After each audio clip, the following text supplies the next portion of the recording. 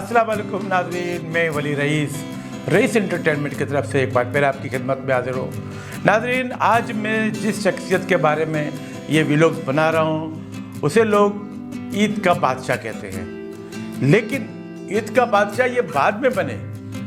इससे पहले वो एक बेहतरीन कैमरामैन थे जिन्होंने अपनी जो अमली ज़िंदगी है, फिल्मी ज़िंदगी, उसकी जो स्टार्ट है, उसकी जो शुरुआत है ऐसे कैमरामैन के की, और उन्होंने बहुत सी फिल्मों में कैमरामैनी की और बहुत आला पैमाने पर उनके बहुत खूबसूरत फ़ोटोग्राफी की थी। और उसकी बनाई हुई जो फिल्में हैं, उसकी जो फ़ोटोग्राफी है वो दिलों को छू लेने वाली है। तो आइए उसका जिक्र करते हैं। जी हाँ, वो है हिदायतकार, फिल्मसाज और कैमरामैन जान मोहम्मद।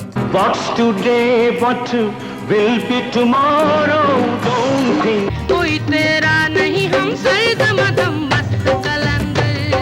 दादाजी अपने बेटे को समझाओ, मैं मेहमान तेरे दिल में रहा, मन मेहमान मेरे दिल में रहा। बोरो बोरो श्री जामो, बोरो बोरो श्री जामो। लैला ओ लैला गतर बरा लैला मिटा दिए लैला। जिंदगी मेरी यार मिलती है एक बार। तो जान साहब ने सबसे पहले सोचा क्यों ना मैं एक क्लासिक फिल्म बनाऊं। उसने क्लासिक मूसिकार ढूंढा, क्लासिक फनकार और क्लासिक स्टोरी को लेकर उन्होंने हिदायतकार AR राकिन को अपनी फिल्म के लिए हिदायतकार चुना और बहुत खूबसूरत सी फिल्म बनाई। लेकिन अफसोस ये फिल्म कामयाबी हासिल न कर सकी। क्यों? ये 1973 की बात है। 1973 में एक से खूबसूरत फिल्म में, डायमंड जुबली फिल्म में बल्कि रिलीज़ हुई थी, तो उनके सामने सहरे के फूल अपना क्या फूल बरसाएंगे, इस वजह से ये फिल्म नाकाम गई। उसके बाद हिदायतकार जान मोहम्मद ने नदीम को लेकर एक और फिल्म, जैसे उस वक्त की सुपरहिट फिल्म थी उमराव जानदा, जो 1972 में रिलीज़ हुई, उन्होंने इसी फिल्म को रीमेक करना चाहा दिल नशीन के नाम से। उसने उस वक्त के जो एंटरटेनमेंट डायरेक्टर है इकबाल अख्तर को ऐसे डायरेक्टर लिया, क्योंकि इकबाल अख्तर की इससे पहले फिल्म नादान वगैरह कामयाब गई थी। तो जान साहब ने इनको अपनी फिल्म में एज ए डायरेक्टर लिया। इसी दौरान जब जान साहब ने महसूस किया कि क्लासिक फिल्में या इस किस्म की फिल्में चलते नहीं हैं, तो उसने इसी दौरान इकबाल अख्तर ई से एक फिल्म पर्दा ना उठाओ की शुरुआत की। अब पर्दा ना उठाओ की जो कामयाबी है वो ये थी कि उसमें रंगीला ने 3 कैरेक्टर किए थे और फोकस सारा रंगीला पे ही था।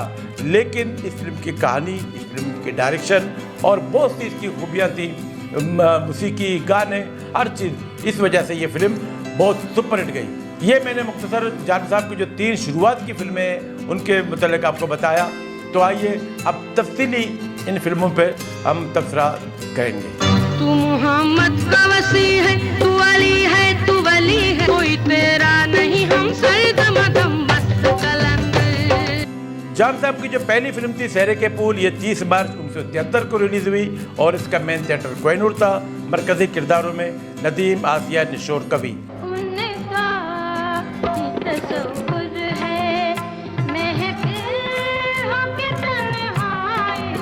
लेकिन मैं तुम्ही से पूछता हूँ, क्या तुम मुझ जैसे बर्बाद, बदनाम और परेशान हाल शराबी को अपना सकती हो? जिंदगी के हर मोड़ पर आपको शहनाज का सहारा मिलेगा। मोहब्बत सिर्फ पाक जज्बात का नाम है। तुम समझते क्यों नहीं? मैं तुम्हारे लिए पराई हो चुकी हूँ। आज तक याद है वो प्यार का मंजर मुझको। नाज़रीन, मेरे बहुत से दोस्तों ने कहा कि आप जब फिल्मों पे तबसरा करोगे तो बराए मेहरबानी उन सिनेमाओं का भी जिक्र करें और जिस सिनेमा पे आपने ये फिल्म देखी है उसका जिक्र भी करें। तो मैंने सिनेमाओं के लिए, हमारे एक दोस्त है मोहम्मद इकबाल आशिक, उन सिनेमाओं के लिए मैंने रहनुमाई ली। तो ये जो सिनेमाओं की जो तफसील है, ये मोहम्मद आशिक बलोच जो हमारे कराची के दोस्त हैं, जो यहाँ पे कसौटी बनाते हैं, उनसे मैंने मदद ली है, तो उसका शुक्रिया। तो अगली जो फिल्म है दिल नशीन, ये 18 जुलाई 1975 को रिलीज़ हुई। रोशनी बनके महफिल में आ पागल, अब चरागों की कोई जरूरत नहीं। बेगम, आपका नेक और लायक फर्जंद अभी तक नहीं आया। आपने तो हमसे वादा किया था कि उसकी आबादी खत्म हो जाएगी। हमने दिल नशीन को महबूबा नहीं अपनी जिंदगी का साथी चुना है। मैं अपनी जिंदगी खत्म कर दूंगी। हर खुशी सूझ गई मुझसे मुकद्दर की तरह। लेकिन इस दौरान, इसके दरमियान, फेरे के पुल और दिलनशीन के दरमियान जान साहब की सुपरहिट फिल्म 14 जून 1974 को रिलीज हुई, पर्दा न उठाओ। ये डायरेक्ट सिनेमा में रिलीज हुई थी। इसके मरकजी किरदारों में शाहिद, निशो, रंगीला, सायका, कवि, दासरा, जाहिद खान शामिल थे। एक बहुत खूबसूरत इंटरटेनमेंट फिल्म थी। इस फिल्म की कहानी जलील अफगानी ने लिखी थी। बहुत खूबसूरत फिल्म।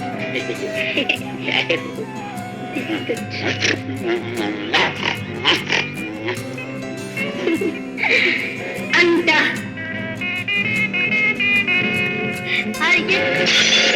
पेश करो, उसे हम मुर्गा बनाएंगे, फैसला सुनाएंगे। दादा दादा दादा दादा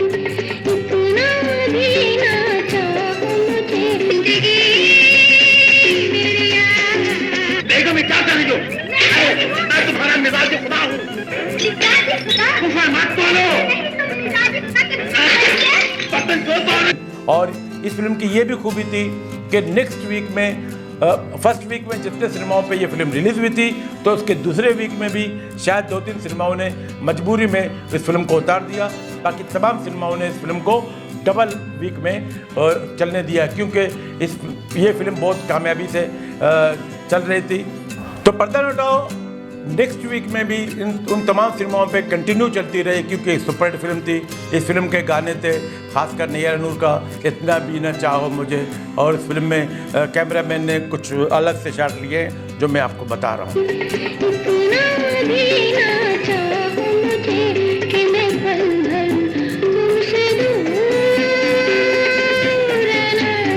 पर्दा न उठाओ की कामयाबी के बाद जान साहब ने सोचा कि यार ये काम मैं खुद भी कर सकता हूँ, मैं एक अच्छा कैमरामैन भी हूँ, तो क्यों ना मैं एक अच्छा डायरेक्टर भी बन जाऊँ। तो उन्होंने एक और टोटल इंटरटेनमेंट फिल्म बनाई, देखा जाएगा।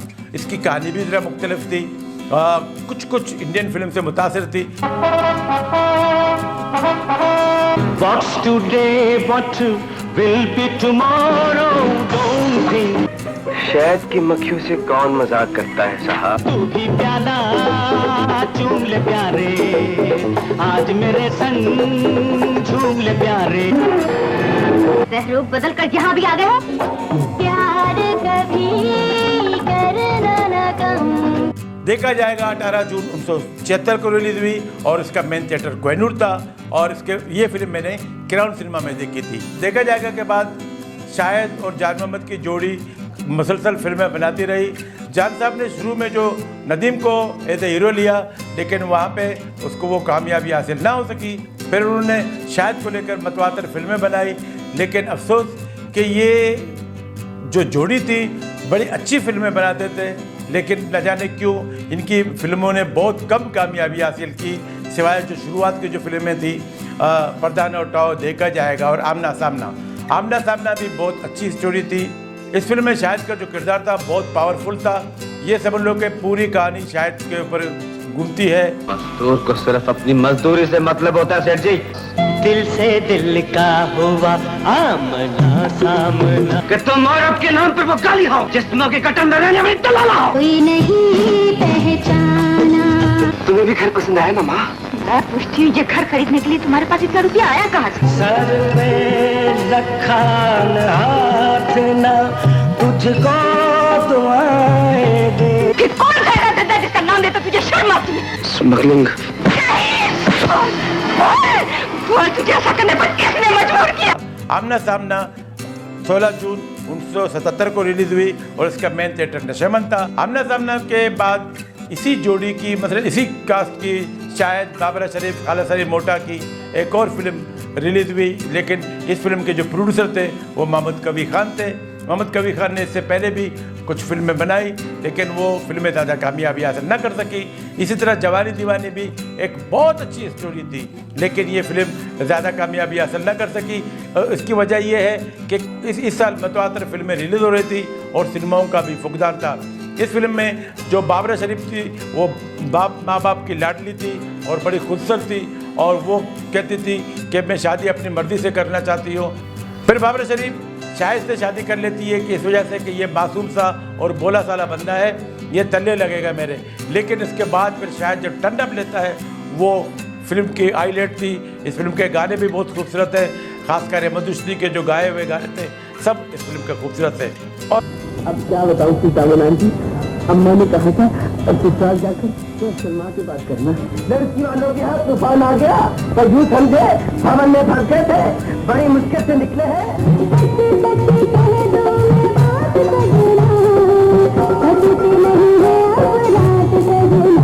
अपनी खाती आगे कहे राम, आज हमको दिखाएंगे।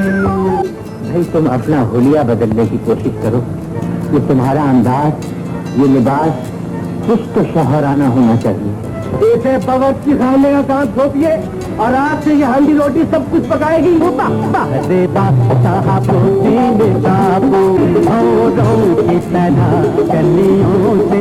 और इसी दौरान रानी जब हसन तारक से तलाक लेती है तो उसके बाद वो फिल्मों में आती है।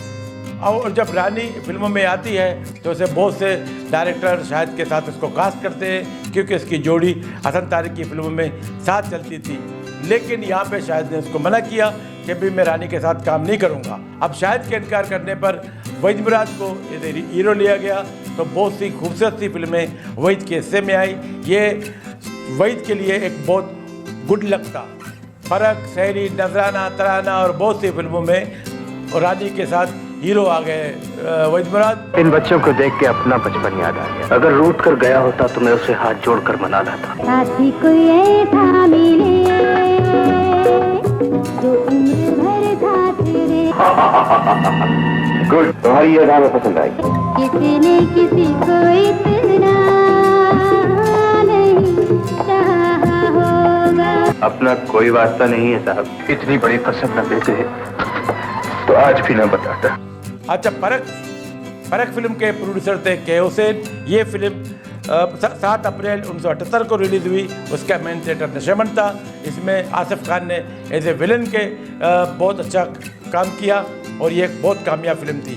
लेकिन इसी दौरान जब परख रिलीज़ हुई, इसी दौरान शाहिद और जान मोहम्मद की बहुत सी फिल्में पाइपलाइन पे थी, तो वो फिल्में भी साथ साथ उनकी रिकॉर्डिंग हो रही थी। अब 19 मई 1978 को एक फिल्म रिलीज़ हुई बहुत खूब, जिससे शाहिद को और जान मोहम्मद को बहुत सी उम्मीदें थी कि ये फिल्म बहुत सुपरहिट जाएगी। इस फिल्म में शाहिद ने 4 मुख्तलिफ किरदार अदा किए। चारों का लव व लहजा, चारों का अंदाज, चारों की ड्रेसिंग अलग थी और शाहिद ने बिल्कुल इन चारों किरदारों को बहुत खूबसूरती से निभाया। लसन दी नाकाम कोशिश, तुमने ट्रैफिक दे सुना दी नाफरमानी कितनी है। मैं हवलदार हूँ पर मिनट बोलते कहाँ री, इतने हाथ में तेरी मुलाकात का परमिट नहीं है। आप कैसे चाहते हैं पापा? फ्रेंच स्टाइल, इटालियन स्टाइल और अमेरिकन स्टाइल? अरे हाँ बहुत खूब, बहुत खूब। आखिर हो गया आमना सामना, उनसे का जाएगा। लेकिन अफसोस कि ये फिल्म कामयाबी हासिल न कर सकी। इसकी वजह सिर्फ ये थी कि इस फिल्म में जो जान मोहम्मद का जो सारा फोकस था शाहिद के ऊपर था, उन्होंने फीमेल साइड पे तवज्जो दी नहीं और इस फिल्म में उन्होंने शाहिद के साथ आसिया, नजमा और फौजिया दुरानी को हीरोइन लिया। इस वजह से लोगों को इस फिल्म में ज़्यादा कशिश महसूस नहीं हुई और चूंकि इस साल फिल्में भी लगातार रिलीज हो रही थी, तो इस वजह से ये फिल्म ज़्यादा कामयाबी हासिल न कर सकी। लेकिन इस अदाकार शाहिद की बहुत पावरफुल फिल्म थी और इस फिल्म की नाकामी से जान मोहम्मद ज़रा सा दिल बर्दाश्ता भी हो गए। उसके बाद 24 नवंबर 1978 को फिल्म रिलीज हुई थी मौसम आशिकाना।